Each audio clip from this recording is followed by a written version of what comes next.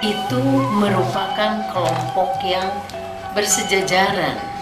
Kalau U namanya juga usaha, itu dari hulu, dari sawah, ladang, sungai, laut, kolam, danau, ngambil, dijual, itu usaha.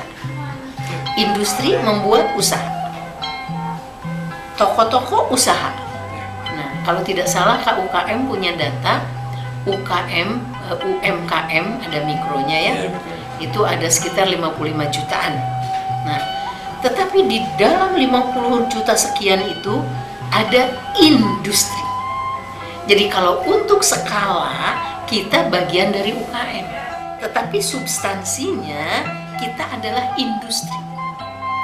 Industri itu yang mengolah bahan baku menjadi barang jadi atau setengah jadi. Artinya ada nilai tambah. Artinya berusaha supaya tidak seperti zaman VOC terus. Cuma nanam, metik, jual. Ada di air, ambil, jual. Tapi kita harus ada paling tidak 4 hal.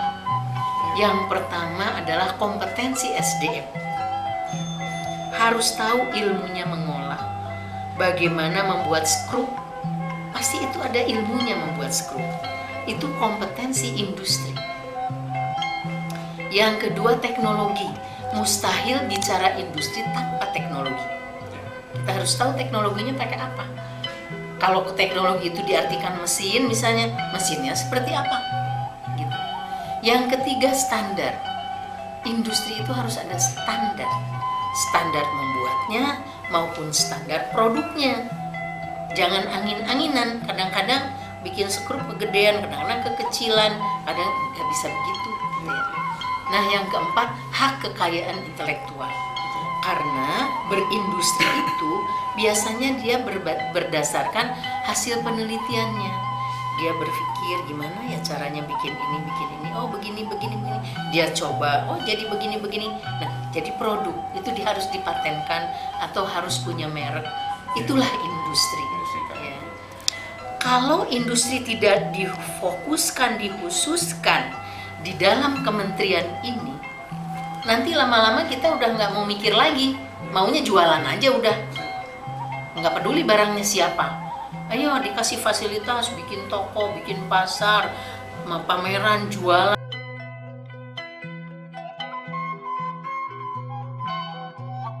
Kecil menengah, sederhana sebenarnya.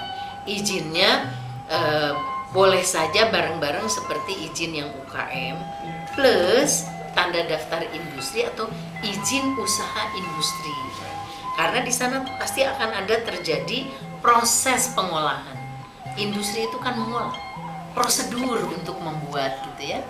Nah, pada saat itu dia sudah menggunakan teknologi, standar, kompetensi SDM sudah harus dipenuhi itu kan, dan sudah punya merek.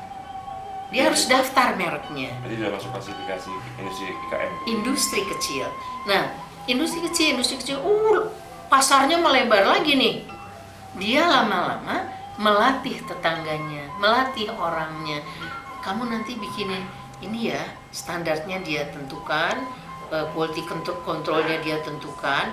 Nah, dia udah naik menjadi menengah. Biasanya si menengah ini punya kakinya kecil-kecil itu. Gitu. Jadi boleh-boleh saja.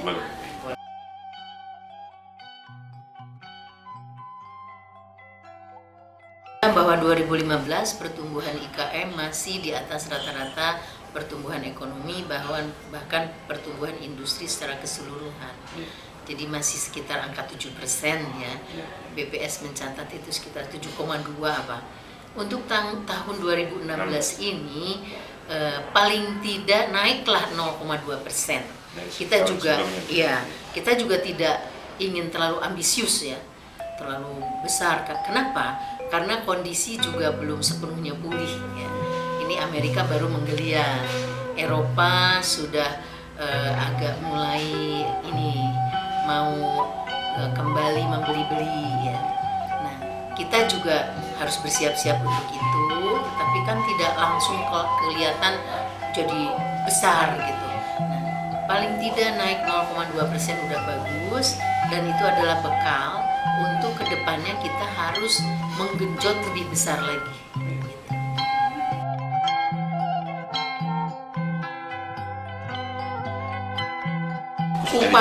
Upaya selalu tiap tahun kita lakukan, apakah itu promosi, apakah itu pendekatan network dengan kedutaan-kedutaan di luar, ya, promosi dalam negeri maupun luar negeri. Nah, upaya yang paling utama sebenarnya saya ingin mengoptimalkan gerai yang ada di luar negeri. IKM punya toko di luar negeri, namanya Archie. Tapi sementara ini hanya untuk home decor dulu, hanya untuk home decor, karena Indonesia berkekuatan di situ. Mudah-mudahan saja ini akan menjadi Archie ini singkatan dari Archipelago. Ya, Archipelago ini di Doha. Jadi harapannya kita bisa dengan berbagai cara untuk mempromosikan produk kita.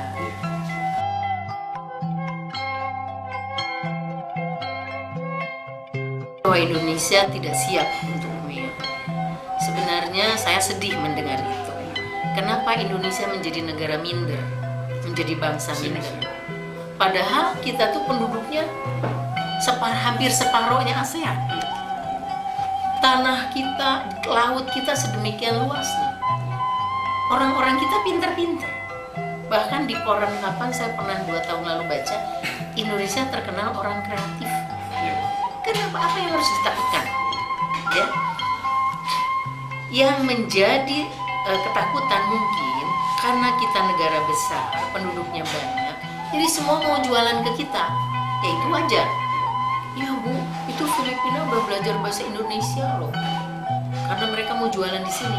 Ya logis-logis aja. Emang perlu kita belajar bahasa Filipina untuk jualan di sana? Seperti apa cost benefitnya? Betul tidak? Kita ke Vietnam berapa penduduknya? Kita ke Singapura berapa penduduknya?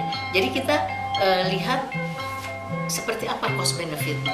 Tidak usah niru-niru atau ikut-ikutan, panikan. Kita tuh dikit-dikit panik, nggak usah. Kita punya berbagai kekuatan. Memang masih ada yang mungkin banyak yang masih belum siap untuk itu. Tetapi yang siap untuk itu juga banyak. Jadi ada yang siap, ada yang tidak siap, itu sih hal yang wajar menurut saya. Tetapi jangan lupa bahwa untuk apa sih MEA dibentuk? Apa untuk saling bermusuhan, saling berkompetisi? Sama aja orang nikah, ya. Nikah menjadi satu, artinya kelebihan di sini dia menyantuni di sini. Kekurangan di sini disantuni oleh yang satunya lagi. Lah kenapa ini tidak menjadi peluang untuk saling menyantuni? Kelebihannya Thailand misalnya punya kelebihan dia di advertising, packaging. Nah kita di mananya? Kita di kreativitas untuk membuat isinya. Ya kerjasama dong. Terus kita menyerangnya keluar. Jangan kita udah serumah, begitu serumah saling pelotot-pelototan, saling berantem, gebuk-gebukan. Nah di belakang kita negara lain, kita yang diadu-adu. Kita jadi kayak jadi domba atau jadi ayam adu. Kenapa? Mendingan kita temenan. Kita bikin ini yuk, kita serang ke sana yuk bareng-bareng. Kenapa tidak begitu?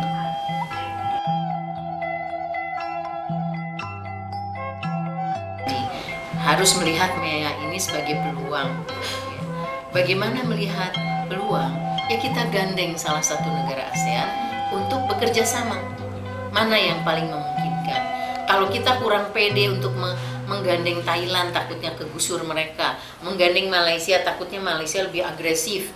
Indonesia kan pemalas, pintar tapi kadang-kadang malas. Akhirnya semua disiapkan oleh mitra kita, yang kita tinggal mengikut aja. Singapura. Nah, kalau misalnya peta kekuatannya ASEAN seperti ini, saya mau kerjasamanya sama Myanmar aja deh. Myanmar ajak bareng deh sama saya. Kamu punya apa sih? Aku punya ini.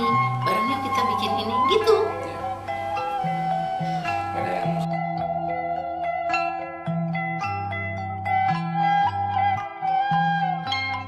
Ternyata Tangkas News tertarik serat alam juga. Bukan, kita kan ada bersama dengan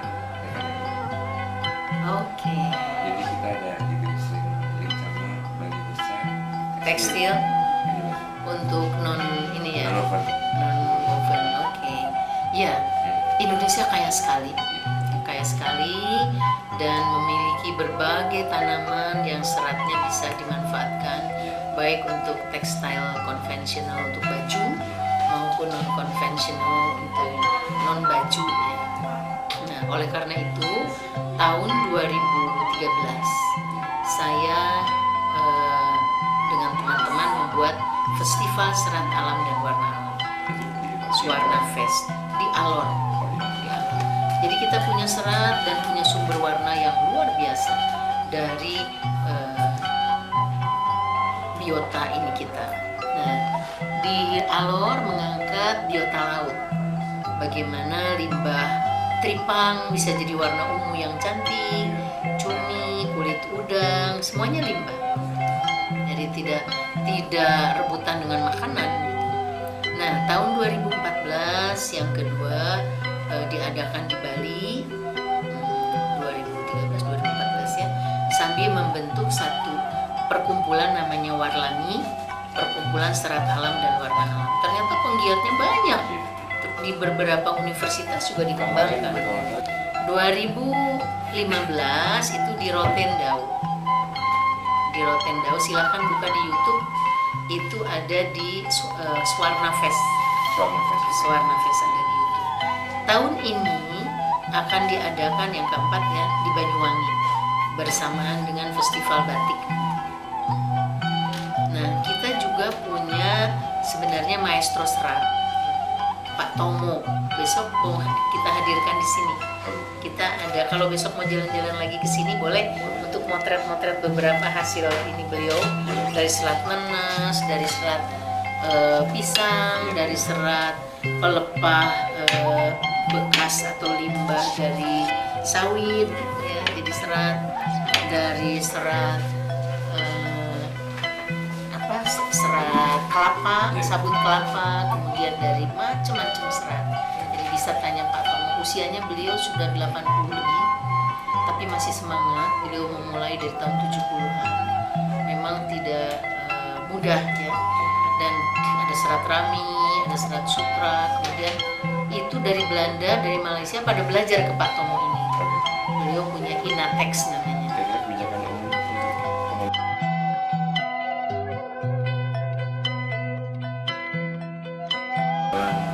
Kebijakan umum terus terang kita belum punya kebijakan yang mapan ya untuk serat. Kita masih itu dianggap sebagai bahan baku yang bahan bakunya kita bisa dapatkan dari mana saja. Jadi memfasilitasi para IKM untuk mendapatkan bahan baku itu sebatas mengkaitkan dengan pemasok bahan baku seperti industri tekstil atau pameran-pameran yang bisa difasilitasi oleh industri besar misalnya. Ya itu aja.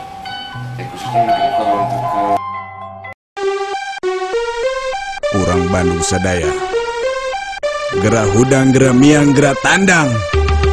Hayu, hey, hey. Barayanu di kota, jangan dulu di lembur.